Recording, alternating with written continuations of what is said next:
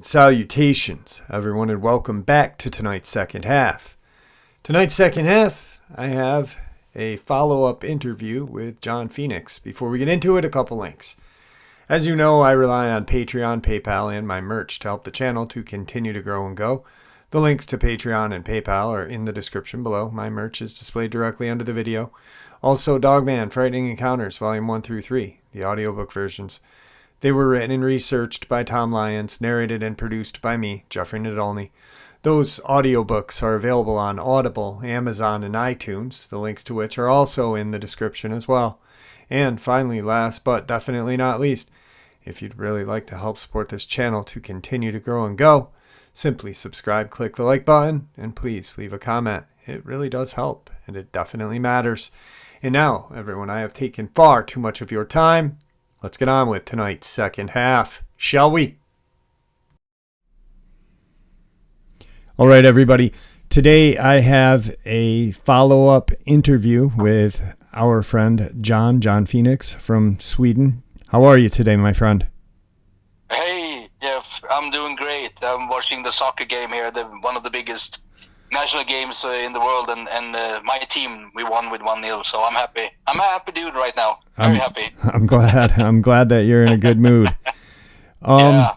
So today, my throat is better as well. Yeah, you sound a little better. We talked for a little bit before the interview, and you didn't cough too many times. But that's understandable. No. I mean, people are people, right? So yeah. It's kind of hard to control a cough. But anyway, we got a format today. We got some Q&A, and then you're going to share with us some encounters. And I think you had said in a text to me that there's a couple of different encounters that are, scary or aggressive or whatever.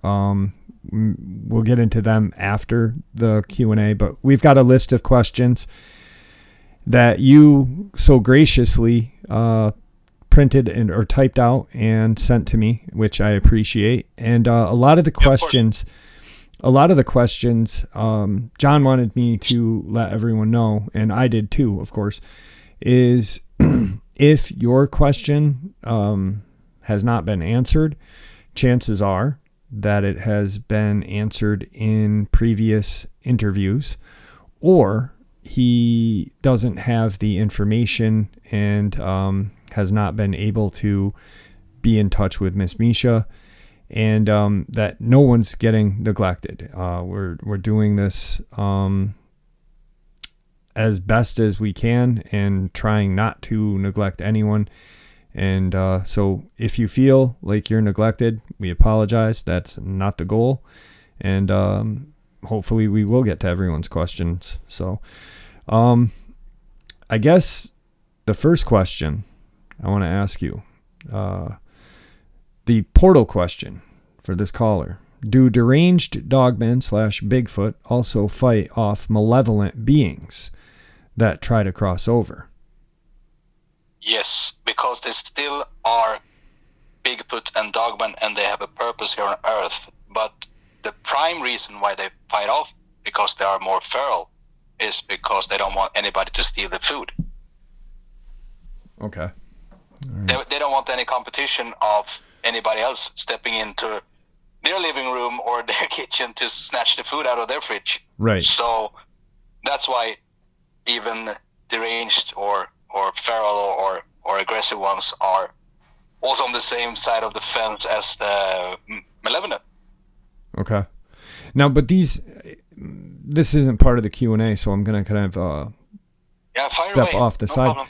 But when you say malevolent, I think when I hear that word, I think demonic. And yeah, in anything that I've ever read or kind of picked up as life goes on, I don't think demons, you don't really think of a demon eating or anything. That's why, sorry I could cut you off. Sorry, people, then I misunderstood malevolent and benevolent. No. I mean the malevolent. Like, I mean, are there? Yeah. Do these dogmen? Ethereal. Do these dogmen like Alpha and his tribe? Like you've already said that the ones over in Europe, Sweden, etc., are a different more civilized breed than what we have here. Yes. They are still, the ones that we have here are still of that bloodline, just less civilized. They're not demonic, but there are the demonic ones that do travel in portals too, I'm assuming. Do they ever wage war against these demonic ones too? Or just the feral ones? No, now I understand the question. They also fight the other ones, but for various reasons, of course, not the same reason as the Dogman here. Okay. They want to be the king of the hill. Okay. All right. Because they're evil, so evil fights also evil to be the most evil. Yeah. They don't want any competition. All right, that makes sense. That makes a lot of sense. Now, so onto the second question, what do they hunt in other dimensions? Now, I think what was meant was, on that question, not food wise, but like, let's say, Alpha, he's more civilized and pure and this and that. When they cross over into these portals, is there other kind of entities in there that they have to fight? Like, I think that's what the question meant, in the other dimensions. Because there's that story from Skinwalker Ranch in that region, and there was a Ute, Native American, he was hunting, and he had seen a portal form like 3 or 4 feet above the ground, and this creature just drop out of it. He said it was like the blackest black as he was looking into the portal, and then this creature drops out and runs away. Obviously, we know that there's other dimensions. It's been scientifically proven. But do the dogmen that live on Earth, they cross paths with these creatures? Yes. And because they fight on in both. They're fighting these beings or entities on both sides of the portal. Okay. Because they have this purpose to protect us from it, so it's better to go to the other dimension and fight them over there than they step into this dimension and cause mayhem. Okay. So now, they are warriors. They are warriors on our behalf. These kind of dogmen, or actually dogmen. The other ones are not dogmen. Right. Yes. Has Alpha ever? And I'm going to steer away from the questions for a second, the Q&A just for a second. But I just out of my curiosity, has Alpha ever explained to you what the dimension? Like, I obviously there's multiple dimensions, but has he ever described to you what a dimension where they go kind of resembles? Has he ever given you? No. Okay. No, I haven't asked. Like I said, I'm just in the beginning of establish a contact with Big Alpha. Yeah. But of course, I'm going to take this question because that was a very interesting question, and I'm going to take it to Miss Misha. Yeah. So I'm going to. I'd like to know if it's kind of like. I can't answer, and it's very interesting. Yeah, like if it's, because I'm just going to speak for me. When I think of a dimension, I think of possibly it being like here, but just different. Or then another dimension, some sort of hellscape. And then, like multiple dimensions. And, yes. What is the kind of same properties that we have on Earth apply there too. It's a very open broad question because there's just so many things that could stem off of it, you know? So Exactly. if you could, not saying right away, I know that you've got to go slow with everything with him, and but if you ever could, that'd be awesome. I'd really like to know that. Of course, because it's also that, of course, I'm not going to bombard Miss Misha with 52 questions at one time and she passes it further to Big Alpha. We take it little bit by little, step by step, and see what kind of answers we get, because, like I said before, we're not entitled to know everything. Right. That's another thing. I and I'm sorry to the word entitled to me. I, as a human, I don't like hearing that word when someone says I'm not entitled to hearing that, you know? Yeah. And you know, I understand that he is an alpha of his section of the world there, but that entitlement, like it you know what I mean? It's like degrading. Yeah. Like, what gives you the right to you know, and it comes from a higher power, higher than him, correct? Yes. Because he just answered to one boss, which is the higher power, and he doesn't mean it in a derogatory way. Right. It's just a statement like, no, you can't have this information. It's the same thing if you go and you don't have the highest clearance to go into some federal building or get all the knowledge as the highest generals and admirals do.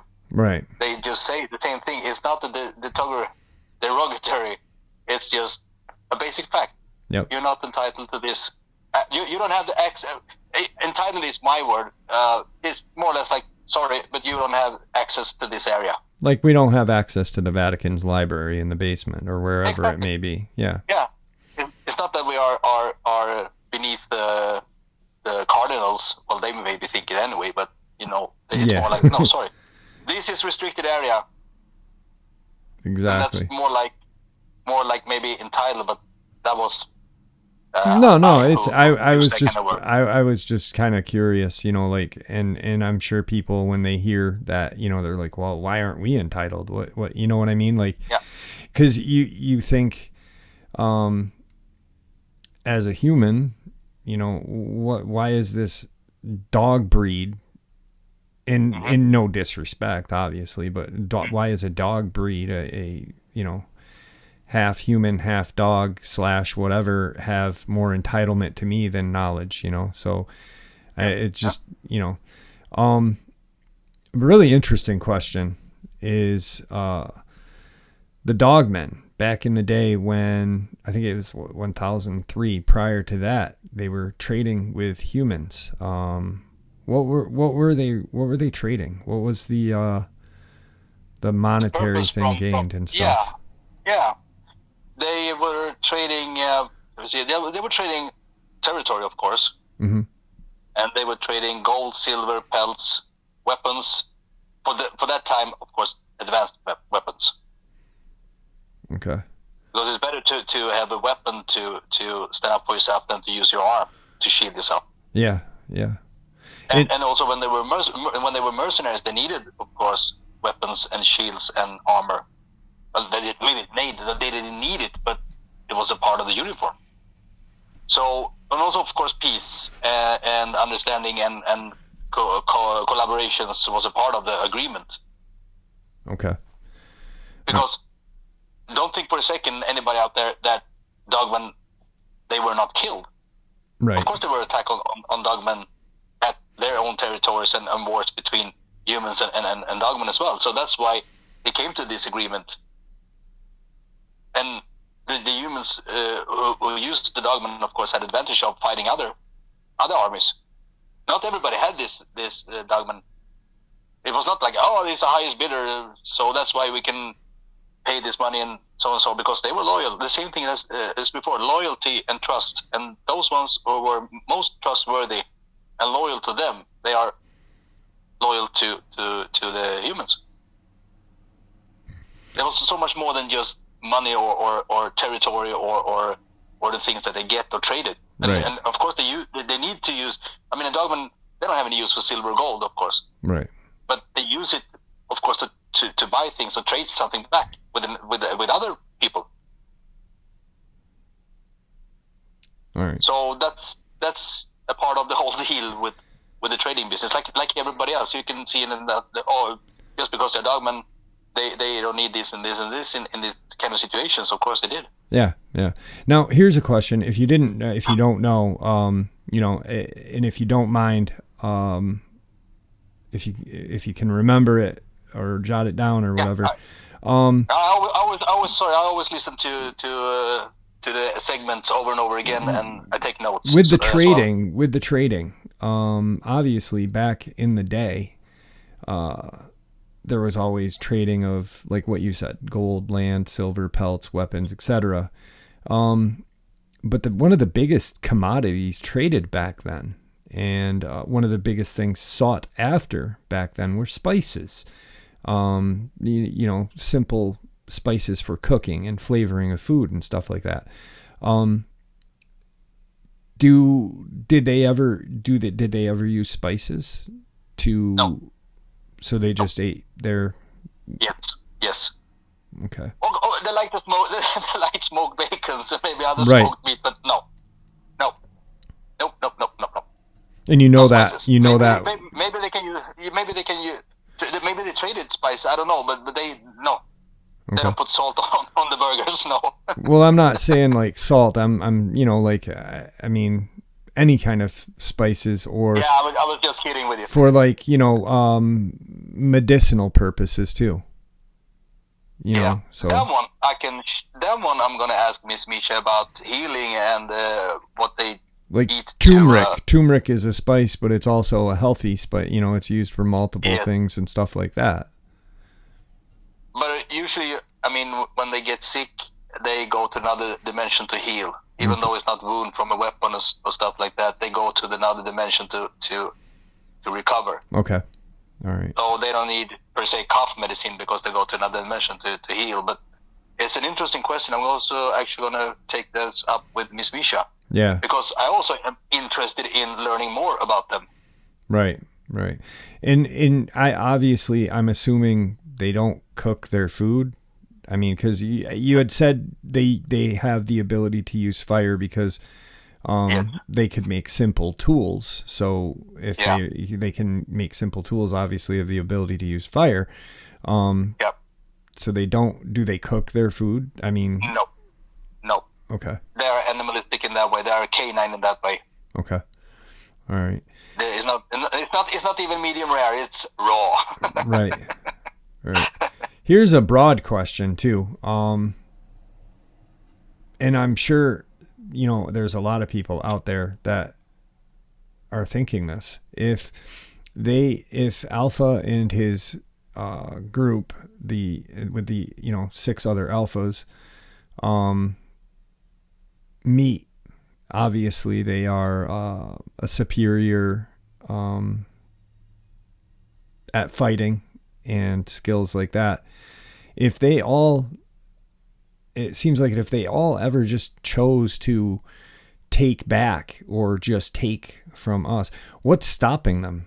What is stopping the Dogmen from waging, these civilized Dogmen?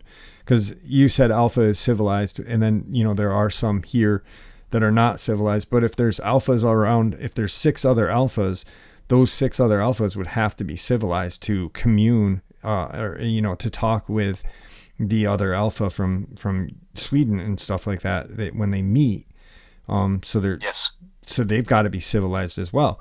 So what is stopping these civilized Dogmen from banding everyone together, even the uncivilized ones? Because obviously they are still fouling an alpha, because there's an alpha in North America, but they have civilized Dogmen here. So what's stopping them from taking over the world? That's a very short answer. They are answered to the highest power, and he gave them the assignment, the mission to protect the humankind. And they're sticking to it because they're so loyal. They're so loyal to a whole nother level than we humans are. Right. So that's their spirituality is unbreakable. Yes. They are warriors, and they have an assignment, a task. And they're the ultimate task force you can ever imagine. It's like, they say to Navy SEALs or the Green Berets, and, you just go in, you do what you have to do, and you stick to the task. And the loyalty, it comes in here again. It's not about trust in this case. It's about loyalty. Loyalty to the highest power. Okay. So that's a very short answer, but that. Well, yeah, that's the answer I expected to hear. Yeah. Yep. Obviously, if Alpha. You're loyal to your next in kind. You're loyal to the task, and I can just mention this, that somebody asked about the female alpha, and they mate for life. They are together for life until maybe, of course, the big alpha maybe dies or dies in some accident, you could say, or in a battle, whatever, or also if she dies, maybe of something else, I don't know. But they are sticking together for life, power couple. Yeah. And the pack is sticking together for life, unless, of course, they have to go away to not get inbreeded, of course. Or you always need to have new blood, but you're still loyal to your dad and mom. Right. It's just like us humans. So it's so hard, is loyal and trust, and that's why I have to prove myself to be loyal to them to gain their trust, and for them to trust me onwards. Okay. All right. Yeah, it makes a lot of sense. The loyalty is key. The key to everything. They're a servant. They're a servant of the higher power. Yes. Okay. So the next question is curious why some seem to become soldier-like.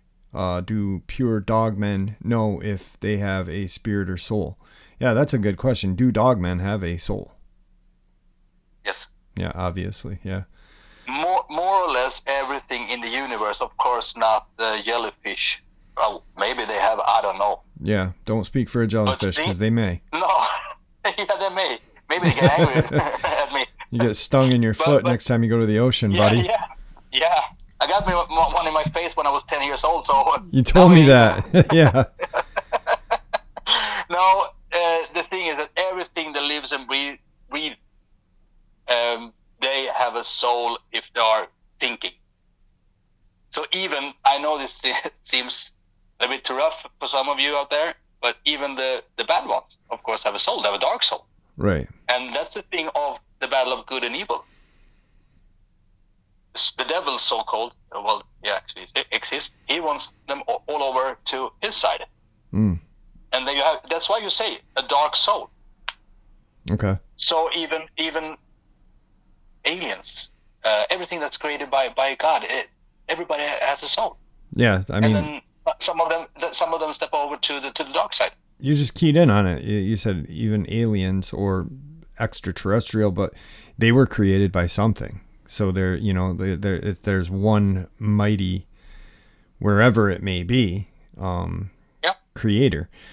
Yeah, that's interesting. Something you really don't think about is, do aliens have souls or extraterrestrials? Very interesting. And some people say no, they were soulless. Yeah, because they are then on the bad side, and you become more and more soulless. But that's also not soulless. There's lack of empathy. Yeah, exactly. It goes hand in hand. Exactly, like a serial killer. A serial killer. Yeah, exactly. Has a soul, regardless of what he has done. But there is no empathy or sympathy or anything. He's just a lunatic. John Wayne Gacy had kids. Most of the serial killers, they have kids and wife, and they go home and they kiss the kids goodnight. Mm-hmm. And the wife too. The Iceman, the Mafia King, the Iceman there. Hitman. Loved his family, but he shot a man once with a crossbow just to see if it would kill him. And that's just lack of empathy. He still had a soul. Yep. I saw an interview with him, and he cried in one of his interviews because he realized that he had hurt his family so much. So that's just proof of a soul. Yeah. Yes. So I'm sorry. Even Hitler had a soul, and he loved his dogs. Yeah. Yeah, and Ava, he loved Ava as well. Yeah. These rogue dogmen. All right, this is, Yeah. and I'm because I have questions too. So I'm sorry I keep stepping off the Q&A. No worries. But I'm here for answering as much as I can. we have like I had just stated the 7 alphas. All right, so even though the alpha in Sweden you say are civilized, all the other alphas have to be civilized as well to communicate with this alpha, and obviously there are other civilized dogmen under those alpha too, and then there are the rogue ones that go rogue. I find it hard to believe, and you've never told us this, so but I'm finding it I find it hard to believe that they're all dogmen in Europe are civilized. I'm sure there's got to be rogue dogmen in Europe somewhere, right? Oh yeah. We have rogue dogmen. So there are like what we have here. Yeah. Oh yeah, definitely. Because rogue dogmen are the ones who get outcasted from the pack. They never flying solo from the very beginning. Something happened to them. Oh, actually, they made some bad choices in their life, so they got expelled. Maybe they tried to overthrow the alpha. Maybe they jeopardized the security of the pack because they are individuals. So not all of them can be the big alpha because not all of them are equally smart. Yeah. So all the rogue ones who are dogmen are the ones who are outcasted. Yeah. Expelled. Okay. And when you go rogue, when you become rogue, some of them dies because the packs hunt them down and kill them. And the reason why you can't find the bones, more or less, is because they take the body and they bury it where humans can't find it. Or if the rogue ones escape for some reason or get away or whatever, because like I say, they play by the earthly rules here. Mm-hmm. They don't have any crystal ball and say, yeah, he's in the vicinity of 25 miles from here. Let's get him, boys. No. Well, 25 miles is not a big distance, but you know what I mean. Right. Yeah.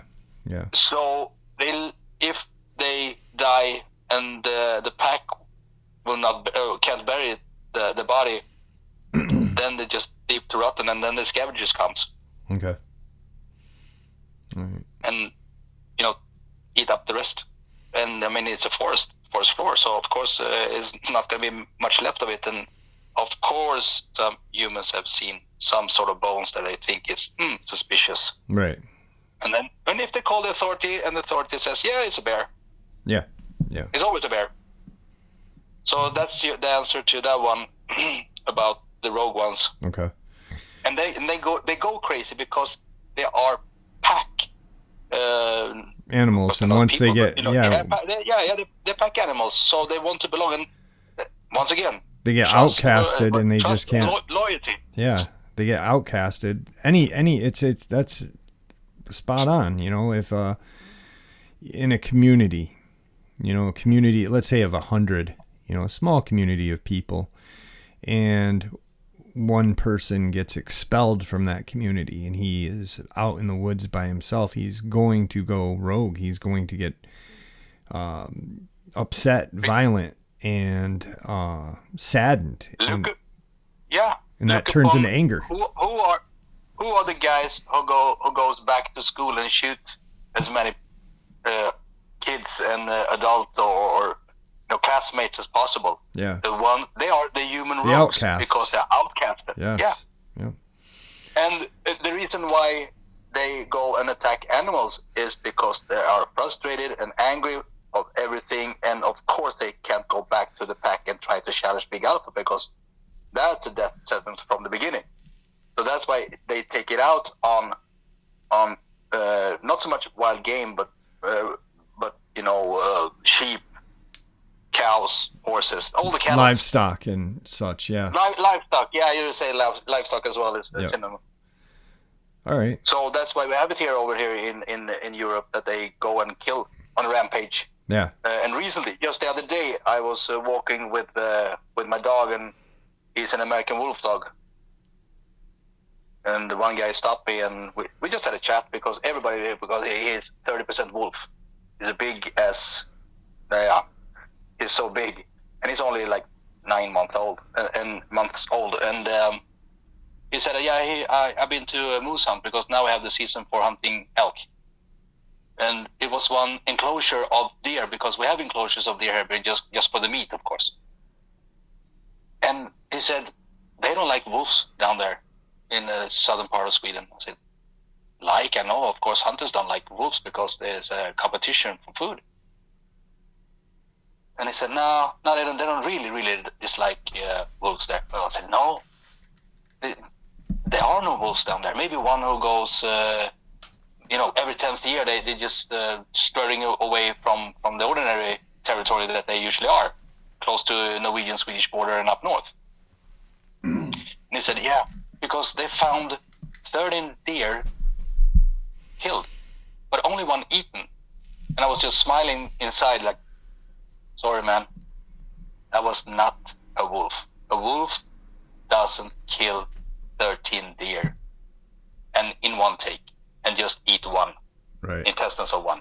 No way. But I didn't say anything. I was like, interesting. Same thing up in Norway when they found, like I said in the previous segment, they found a lot of elk killed, slaughtered, and they just had eaten the soft tissue and the mule. You said the mule, right? The nose, yeah. Yeah. Well, I understand. Yeah. And I had just I had stumbled across a news article that it's happening in Japan right now. There's a huge swath of land where farmers are having their cattle torn apart and just the soft tissue and soft insides being eaten.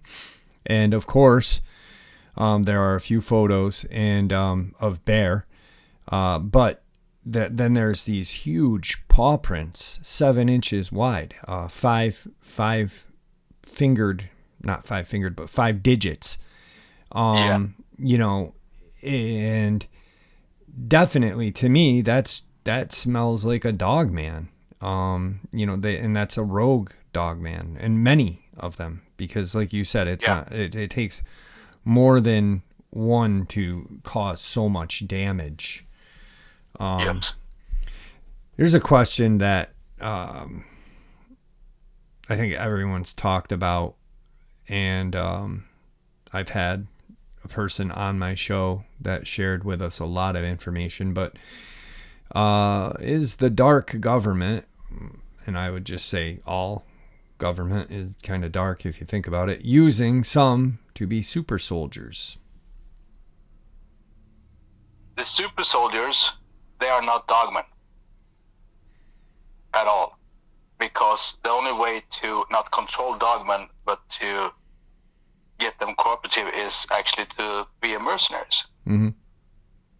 So super soldiers is something else. Human. Maybe it's created by humans. Mm-hmm. If they exist. Right. And I'm not saying that it's not, but nothing that we have some information from Alpha. Right. Because here's the thing. If you try to capture a Bigfoot and Dogman, they can die at will because they are on a higher level, so they will actually let their soul go, you can say. Or they die here in this dimension. They don't jump into another dimension because they have this earthly rule. So you can't capture and hold one Dogman or Bigfoot caged. You can capture a live Dogman or a live Bigfoot if they are severe injured and haven't got the chance, neither of them haven't got the chance to step into the other dimension. And then, of course, they die. So, of course, the different authorities all around the world, they have corpses of a Dogman and a Bigfoot, of course. Now, you and I have talked about Victor, though.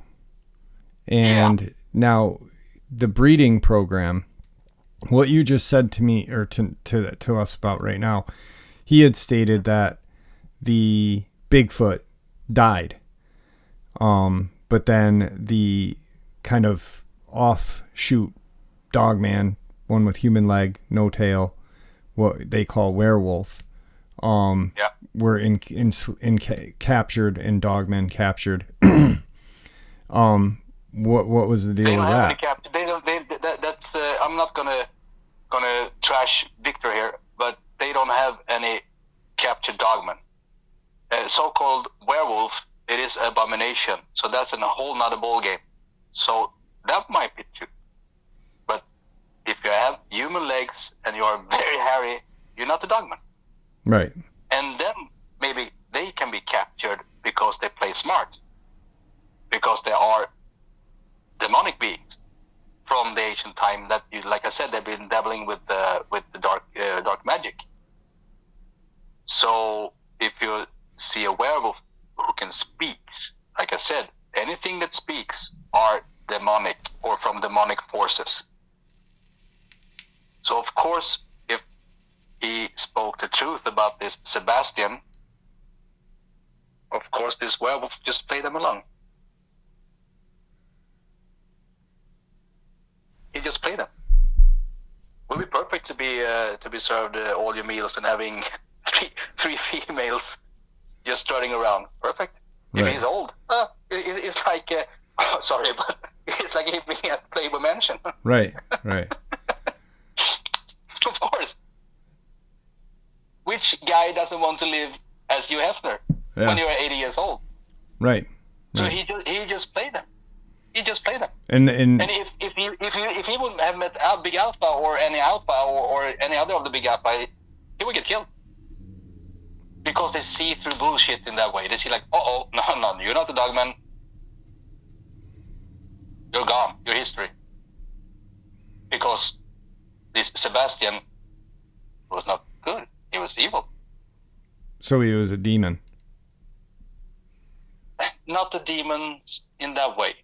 But something from a different dimension? No. Portal? No. Werewolf comes out of here on Earth on, the ancient black magic. Okay. So werewolf they are another ballgame. That's why some people see dogmen wearing clothes and speaking. No, they're not dogmen. They are werewolves, and they are doing it for a certain purpose, which is evil purpose, bad purpose.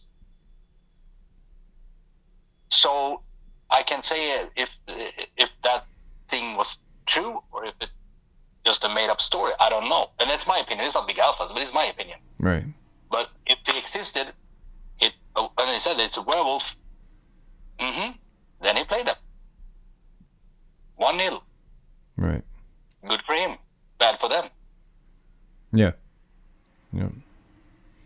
Because I heard about one encounter down in Alabama. I think there was one guy who was talking about he met the werewolf and they spoke, and he was benevolent. He was nice and so on. So yeah, of course there can be some individuals who maybe feel regret of doing that one, or that doesn't want to be a part of this evil part of the world and so forth. But still, though, if I meet one so-called dogman who speaks, I will just say, F no, I'm out of here. You're not going to get smoked bacon from me, pal. Right. Nope. So that's my take on it. And you can say I'm totally wrong, or you can agree, or you can just take it under consideration. But like I said, I know what I know, and I form my own opinions as well on certain things that have been on Jeff's channel and also on other channels. Yeah. I mean, like I said before in a couple of videos, I have a platform. I have a platform for people to share their experiences or what they know, and that's what it is. So I wasn't there. I can't call it. It's virtually impossible to vet somebody because I wasn't there with you, them, whoever. So exactly. And Victor has been spot on other things. Spot on. Yeah. According to my information and the knowledge I know. I don't know anything. Like I said, I'm not the Dogman whisperer. I didn't ask for having this information, but I'm proud. I'm humble for it, and to be in this exclusive little group of people who actually have the connection with these beings. Right. Okay.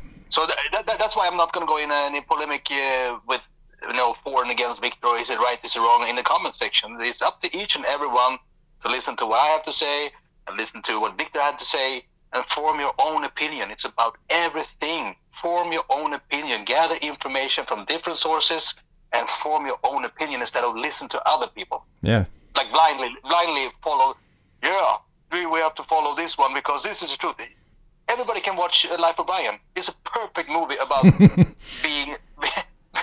Don't when you don't think for yourself. Yeah, exactly. You need to take what fits your opinion and don't leave it. Don't throw it away because later on it may be of value. So just. Sorry.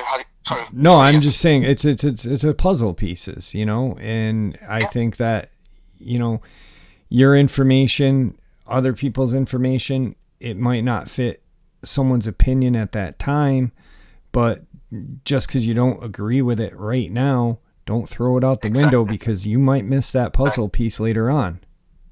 Yes. Take it under consideration. Mm-hmm. Keep it in your vault. And like you said, when you have laying the puzzle and you have some pieces left and Jeff was right. Well, I'm not right. I mean, I know. For example, that you listen to other people, you maybe don't agree with them all the time, and if the good side should prevail at any time and space, that you gather your information yourself. You sort out what is BS and what is correct in your opinion, and then you talk to other people. You have a different matter of opinion, but you still talk to them. You don't bash them. Like in some morons in the comment sections, I was like, even though you have a different opinion, why be rude? Yeah. And that's why some people get so offended because they have the emotions. Yeah. F the emotions. Right. Check on the facts. Of course, everybody's emotional. I can be emotional as well. Of course. But put your emotions aside. Check the facts and see what's suitable for you. And then you can start communicating with others. And you can never, convince anybody else of your opinion at the moment. Never. More or less. The more stubborn the other person is, the less is the chance that you can convince him or her. But you can just plant a thought in the other person's head. And exactly like you say, 10 years ahead, they may be thinking, he or she was right. Or, I'm curious about this one. This can't be right. Mm-hmm. Simple. Very simple. And that's why Dogmen think that we are a lower race because we act like we act.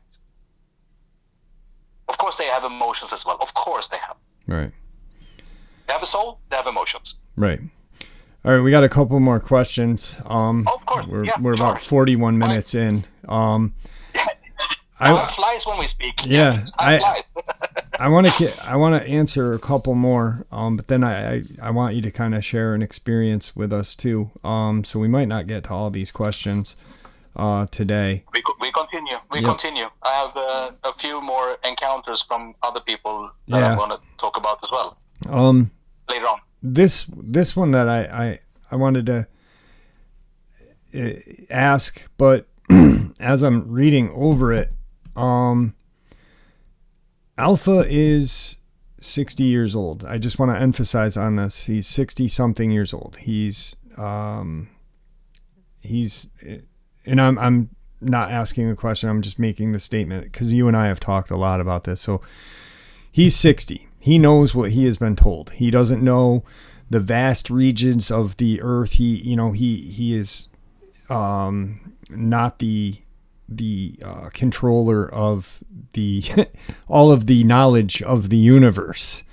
So there are questions that just, if you've heard these uploads with John, think about the questions you're asking, because there are some that just kind of, I don't know, that are kind of far out and way too hard for someone to answer, because he wouldn't know if you heard it, and this is where I'm going at, because they had said, interesting that I would hope someone as ancient as Alpha would know this information of these questions. Well, he's not ancient. He's 60-something years old. He only knows the information passed down. So, is there land past Antarctica, as Admiral Byrd stated? Was there a civilization that mastered free energy, air, atmosphere, and stored water? That's, to me, a hard question to ask and to, ask Alpha, because how would he know all of that information? You know what I mean? Like, it seems like he has too much, he has other things to concern himself with. You know what I mean? Yes, and with all respect for the ones who wrote the questions, of course, like I told Jeff off air, I will be the same. I would like to know everything about what Big Alpha can share with us. And he actually knows the answer to these questions. And I'm going to pass it on to Miss Misha and see if he thinks it's a moot point. You don't have to know this one. There's no purpose to it. Right. In his world. But he knows them. He knows more or less everything. But like I said, he chooses to pass on the information that he thinks is valuable for us or can move us forward. But with all due respect to the one who wrote those questions, I'm going to ask Miss Misha about it. And that's not any hollow earth, no. Yeah. The earth is spheric. You say sphere? Yeah. The earth is a sphere. It's not flat. It's definitely a sphere. Yep. No. If it was, this is just my opinion. If it was a flat earth, who puts the light out on the sun then? Otherwise the sun will be shining all the time. It's funny. It will be like a pizza or pancake. How stupid are you? Right. If you think there is a flat earth. Very sorry if somebody's offended, but it's logic. Funny, you and I had talked about this, like our first day talking, and we were talking, you had brought up, I don't know how we got on the subject of it, but it was brought up with a hollow earth. And I had just been reading a article in the National Geographic where scientists have just found a deep underwater sea. And, we were just like, it's impossible. There's no sunshine in the middle of the earth. There's no, that's a fictional story written, there's no sun and clouds and this and that. And it's a solid planet. We live on a planet. And yes, there are things in the planet like oceans and molten core and this and that, but it's definitely not like King Kong. No, and why should the Earth be, I'm not going to be long for this, but why should the Earth be the only planet to be flat when everything around us are spheric? Yeah. You're crackling really quick. You're staticking I'm again. cracking. Yeah. So, do you hear me better now? Much better. Yeah. Can you cut it out, this one, when we speak like this, or we're cracking, or are you going to keep it? Okay, you're good. Yeah, I'm good. Sorry, with misunderstanding there of the process of recording. All questions are good, and I wasn't ridiculing that person. I was just saying, they're like, I don't know, but all questions are good. There was no ridicule. So that if anyone took that as I was ridiculing this question, I definitely was not. But like, there are things that can be answered just by thinking about them or researching too. This one, I like this one. My question is, why now is Alpha wanting to share about his race of beings? Is it because of how the Earth is shifting into a higher vibration, or some other reason? The short answer is that it's 2022, and he thought it was about time, because this year and the years previous, of course, with the pandemic, it had shifted. Yes, the Earth has shifted in one way. I don't know. I don't have the answer of it, but it is a strange time we live in at the moment. So 2022 is the year that he said it's time to reveal this kind of information via John Phoenix, and Miss Misha. Right. Maybe among other people as well. I don't know, because I don't have any contact with other people around the globe who maybe have the same experience. It's not like we are a little congregation and we exchange emails and sit on Facebook and have a FaceTime. No. I have no idea who they are. I have no idea. I don't have any interest in who the others are in that way. Now I'm just focusing on here and now, and because otherwise it becomes like almost like a cult. Like nah. Yeah, no. yeah. It's almost like it works better that way for everyone not to know who everyone is. Like you said, it's less cultish then, and because you don't need the cult of the Dogman, like no. So no, I'm just passing on information. I'm just a vessel, and I'm fine with it. And I and Miss Misha talk, and that's the way it was supposed to be, because we're living here up in Scandinavia. Yeah. So that's the way it is. So I don't have any interest in of being that way. Like, yeah, we are the Dogman Whisperers, and we're gonna form a little cult here. Or no, it's enough of cults in the world. We don't need another one. Right. This next question will be kind of the last question, and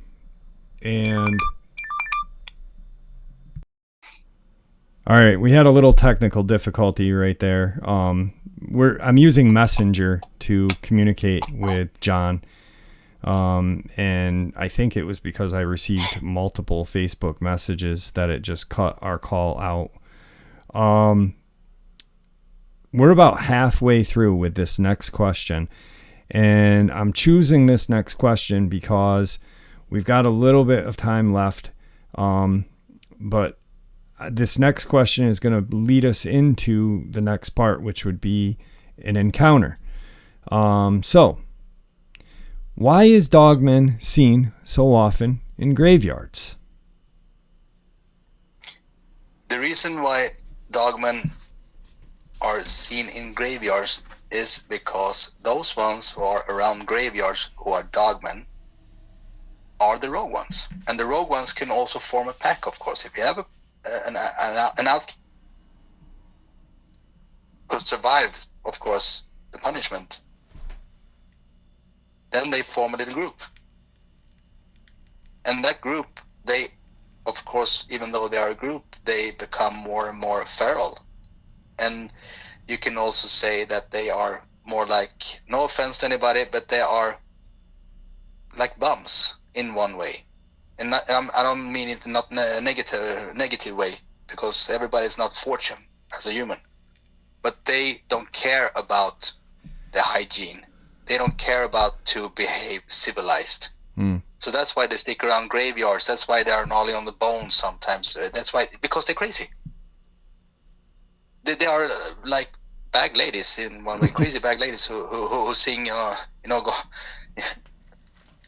talking to themselves. They are mentally ill, you can say, in a political correct way. They are crazy, lunatics.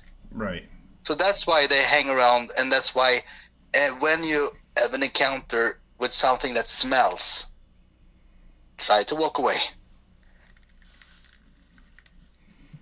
Because if you think about it, those ones who had encounters with the smelly ones, they don't have any warning growls in the beginning. No. Often. They just stumble upon them. The same thing if you go into a back street in any city in the world and you stumble upon somebody who is living on the street. That's the same thing. And that's far more dangerous, of course, than you have this warning like the rest of them do. Right. Often. Not always, but often. So, and if you get growled at, then you know it is a Dogman, and they warn you. Here, but not closer. Walk away. Okay. It's like somebody else said in another interview that predators, they don't warn. No, they just charge at you. Yeah. Yeah. Yep. So that's why they live by the graveyards, because they are actually filthy animals. Right. Right. A growl, if something's growling at you, it's more or less saying leave. Leave Yes. now. Like, I don't want to Yes. attack you, but I will if you keep coming. Yes, the same thing with a dog. If a dog is well domesticated and it's raised properly, they put the ear back and growl. They warn you first. Yeah. Yep. It's only crazy dogs who attack you straight away, unless you have an energy of yourself being pretty crazy. Right. Or have a purpose, an evil purpose or a bad purpose towards the family or the owner or whomever walking the dog. Exactly. Or for the dog itself. Now, I said that this would lead us into the next part. So I kind of got a question, and it's a question, but a search kind of for an encounter. I know that you've met lots of people in your area. You've talked with people, because you're very outgoing. You're a very nice person. You're easy to talk to. You and I have Thank you.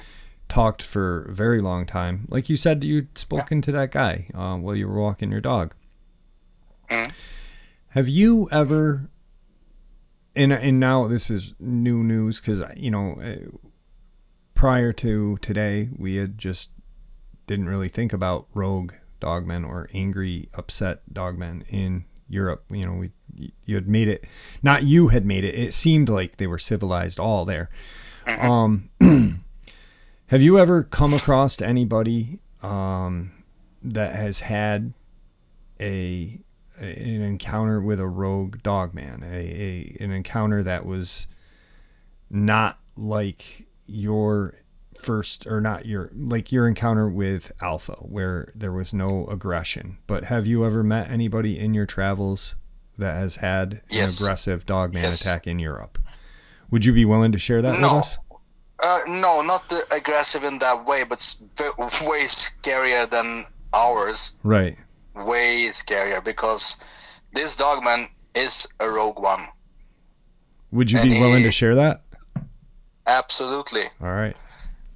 This gentleman, we can call him Axel. Axel and his buddy is living on a farm a couple hours from Stockholm. And when he was a kid, they were about 13, 14 years old. They live way in the outskirts. Actually on a properly farm with heavy, like I said before, lots of woods around. A small city next to it, a couple of miles, more than a couple of miles, but a good distance from the farm. And they were riding the dirt bikes out, and then in the clearing, approximately 10 miles into the woods, they stumbled upon this dogman. And of course they just say, go, go, go, go. And they were small dirt bikes. They were not the big ones. They were just 13 years old. So they started speeding off, and one dirt bike was of course faster than the other one. So he left his buddy behind because he was save yourself. But this dogman, he is approximately 8 feet tall. And he was chasing them, but not attacking them. He was running next to them. Broad daylight. So they just went back to the farm. And they were so upset, of course. And his buddy, he doesn't want to talk about it now as an adult. And this Axel, he just remember afterwards, now when I have spoken to him, that this dogman have peeked in his window since he was a kid. And I still haven't figured out why. But the same story as goes from other part of the world, that for some reason they are fixating with a kid. And the dogmen who doesn't try to lure the kids out by speaking to them are not the evil ones, you can say. They're not maybe nice in that way, like, hey, come out and play, we fetch a ball. No. And he had blocked out this in his memory. So time goes, and he stayed at his dad's house in this village outskirt of the village, but still a village with streets and street lamps and everything. And one evening he was going out to take a leak in the summertime, and he stood there 12:30 in the morning doing his business, and then he just saw this dogman rising up from the trenches, literally 4 feet, 5 feet away from him. And he was, of course, standing a little bit higher up, but the dogman faced him face to face, and he was smiling to him, not an evil grinning smile, but there you are, here I am, because of course he could have attacked him. So of course he got that scared, so he just backed away from him, and the dogman sniffed his urine and just smiled at him.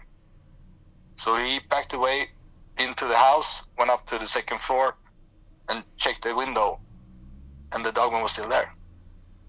And he was panting like he has been running, because from the first point to the second point is, like I said, a few miles. And I talked to him and said, it's been like 10 years apart, and he's been away from the village for 10 years. How is this possible? Yeah, because he smelled him probably. I wanted to shake him up, just to scare him, just to be mischievous. So of course he couldn't tell his dad, because his dad wouldn't believe him. Right. And he is really affected by the first time and also now the second time. So he has more or less PTSD. And I talked to him, and he said that he had also activities later on in life, and he felt that somebody was watching him from the distance, from the clearing, from the wood line. And he is very awkward about it. He said, I don't want to see this one again. I don't want to have anything to do with this one again. And I talked to him just a couple of days ago and asked him for permission to tell this story. And he said, have you had any activity, Axel? And he said, yeah, all the time. But this time it feels more respectful. And it feels like there's more than one. And I said, yeah, because there are more than one. Because now it's the pack who watches you, not this rogue one. And his grandpa, he knew also about this rogue one before, because he was also in the distance when he was hunting, and he saw this big bear. But he never told, of course, his son or his grandson. Like I said, everywhere people don't want to be labeled as lunatics. Right. And this farm, his farm is abandoned now. It's empty, and he refuses to go there to pick up stuff, because they still own this farm. So he totally refused to go there, just maybe for 20 minutes, 25 minutes to pick up some stuff. Or when he does it, he needs his girlfriend with him or a friend. He's been up there one time in I don't know how many years. And that's so fascinating in that way, that this rogue dogman, because he is alone, he doesn't have any pack. He's not alpha, he's not a beta, he's rogue. Been following Axel since the age of 4 or 5. And scared the living daylight out of him a few times. Mm-hmm. And then I just said, well, now it's a pack. The pack is there now. So that's why the rogue one is gone.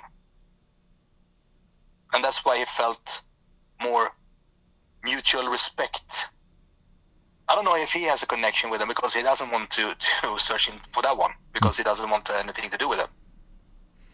And that's why they're not going to reveal themselves to him, because they can feel that this guy is not ready. Ready is not the right word. Worthy? He doesn't want. Worthy? Worthy, yeah. Worthy in one way, yeah. Yeah.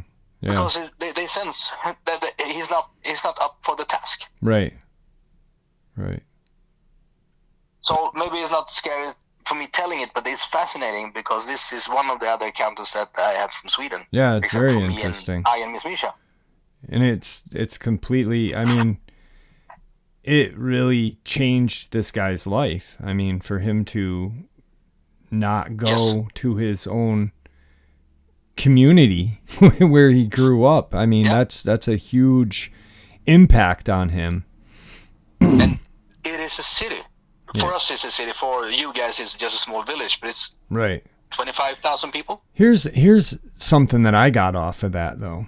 And it's just a question, because, you know, as I was listening to it, I saw similarities and things too. And so this rogue Dogman was following him as a child and saw him, and it ran alongside of him, but it didn't harm him. It didn't harm him. No. Now, usually, like with your handlers, they kind of watch you for a while prior to, right? And then then they reveal themselves to you. Just a thought, because it sounds similar to what you know. Could this rogue Dogman just have maybe taken it upon himself as to be this kid's handler, watching him and then revealing himself to him, but not being a pack, but maybe be instinctual? You know what I mean? That thought crossed my mind as well, many times, because I had an ongoing conversation with Axel through the years. And maybe it is possible because this Dogman was running along them. He didn't harm the buddy. Right. He didn't harm Axel. And maybe it's like because instinctual in that Dogman, you know? Yeah. Maybe he wanted to form some sort of bond, but still, though, it's very, very hard to form a bond when you're scared over and over again. Right. But and I hate saying this word, but like maybe it's like, you know, because it's spoken about in the movie The Twilight, but you know, maybe it was like imprinting itself on him, like, hey, I've been here since you were a child. I'm here to help you or be your friend, or you know, maybe the Dogman was lonely. You know, he's an outcast, so he is lonely. Yes. Maybe he was looking for somebody that was similar to him. You know. I was thinking the same thing, that it was probably the latter. Because if you're an outcast, maybe he want to form his own pack in one way or another. I don't know. Right. But the thought has crossed my mind that when you live out on the farm, you're alone, you're a kid, and kids are very easy to connect with. But that's why kids connect with dogs and cats and other animals, and also they see ghosts and spirits and things that we don't see, because they can, when you are more pure. Right. Especially if you're left alone in the outskirts. Like I grew up in the outskirts. I didn't have, you know, my friend's house was like half a mile to a mile away, you know, and when you're young, it's hard to get to that unless your parents bring you. And so I was left to my own devices, which was a family farm, the woods. And, you know, I would, you know, so there was a connection to animals, you know, for me. Part of my day would to go visit the horses, you know, and you know, when most kids were hanging out with their friends, because I lived further away, I'd entertain myself. Yeah. Or then there's the other thought of, because I was thinking, well, maybe it's imprinting, or maybe it's just looking for a friend, or maybe it's his handler, or maybe it was trying to like start its own pact, but you know, just kind of, maybe it was just trying to terrorize them as well. Maybe it knew mentally just to mess with the kid, you know, just because he was an outcast, not the kid, but the Dogman was an outcast and angry and upset, and maybe it didn't have it in its heart or soul or wherever to harm somebody, but I can physically mess with him and scare him and get my pleasure that way. Yeah. That's also the other alternative I've been thinking about, that he just messing with them because he has nothing better to do. Right. And been messing with him and surveilling him since the age of 4 or 5 because he was peeking in. Yeah. When he was living on the first floor at the farmhouse, his bedroom, like we have hundreds of other stories of that one, that you have Dogman who's peeking in. Yeah, I've heard the windows multiple of them. Yeah. And maybe it just didn't want to attack him because it didn't want to get put on the target. You know, like you attack a child, and you know, then you're a rogue dog man. You've attacked and killed a human. By the pack. Yeah, and then you get killed by the pack. Or authorities. Right. That's the two alternatives. Right. So it kind of just entertained itself. Yeah. At the expense of this poor guy who now is... yeah. He is a mess in that way. I'm not laughing at him. I'm laughing at the situation in one way because... Right. Yeah, it's not... Poor Axel, he is a mess, and I sent him the episodes. Listen to this, and I've been talking to him for hours also to explain the informations, what I get to give him some pieces of the puzzle. Right. Yeah, that's crazy. And that's... Wow. It's definitely, it's really thought-provoking because there's a lot of different angles that you could look at it at, and definitely cool. And he never said anything to anybody because he didn't want to be labeled as totally crazy. Right. And he's a hunter as well, and he's been in the military, and he can only be out in the woods when he have people around him, but I can understand that one. Right, yeah. Especially now when he's living in the city and he still feels that somebody is around, and he also heard somebody walking on the roof one night. Damn. Yeah. And one important thing I was asking Miss Misha about, how can they walk on the roof? Well, how can they sit in the trees when they are so heavy? Yeah. Is it like supernatural stuff, or no? Because they can shift the weight the same as a bear. Okay. For some reason, I have no knowledge about that one because what? Yeah. So they shift the weight and uses the things that they walk on, sit on, to elevate. Can you say that word? Yeah, elevate. So when it's on a higher branch, it's kind of leaning more against the trunk, resting its weight against the trunk and sitting. Yeah, that makes sense. And they let the tree taking the weight. Right. So they're shifting the weight into the things that they walk on or sit on. Right. Makes a lot of sense. Yeah. Definitely. And I never thought about that one because I had this question myself to Miss Misha.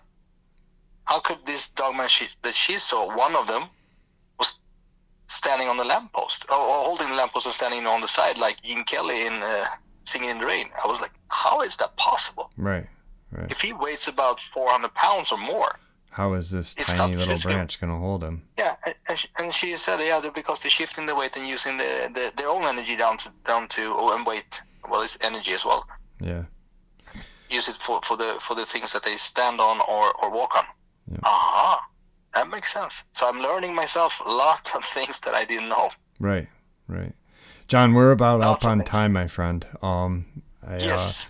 Can I say something short? Absolutely. Yeah. Last time you heard in my voice that I was very drained. Today I said St. Michael's Prayer because I was talking off air with Jeff after last interview, and this works for me because now I don't have any pressure around me, because when you speak of evil, they don't like it when you inform other about evil. So that's why I was under attack in that way. Of course, it was not a demon standing here breathing down my neck, but the energy in my apartment was so not bad or evil, but they still was so draining for me. The same thing with you at the Conjuring House. Yeah. So I'm not saying that it works for everybody. Whatever rocks your boat, if it's a blue stone, or if it's you pray to some other higher power, or you said St. Michael's Prayer, but try it. That's the only advice I can give, because now nothing.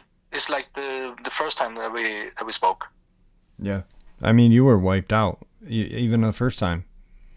You know, like you said, the very first time you were like, "Oh man, I'm tired now," and ever since then after. And the last time was like I felt both dizzy and not falling asleep. I was so drained after last segment. Right. Or actually during the segment, because as soon as you hit the record button, yeah, I felt it like, oh. Yeah, you were fine. We were pressure talking, and then boom, and you could hear it. Your energy was gone. So. Yeah. So that's the only thing I have to add on this one. And then we continue everything else with my two last encounters, Miss Misha's encounters as well, of course, because that one is interesting, but it takes a bit longer time to inform or to talk about. So we'll finish up. We'll finish up the Q&A and then jump to those. Yeah. So that one will take a really long time to talk about because it's a big segment in itself. So we can take it next time. Sounds good, my friend. Sounds good. Yeah. It's always a pleasure having you on. Thank you very much. Thank you for sharing all your information with us. Thank you. Thank you very much. I really appreciate it. Everyone appreciates you, my friend. We really do. So thank you. I appreciate it, and have a wonderful evening. Likewise. Whenever it comes in like 8 hours for you guys, or 6 hours, depends on where you are in the US. Yeah, I've got about another 5. So, well, no, a couple more hours of sunshine. So, all right, my friend, stay well, okay? Likewise. Thank you very much, Jeff. Everyone, so once again, there was the interview with John Phoenix. I hope you all enjoyed it. May the Great Spirit be with you all, and may He guide us down that path that we call life.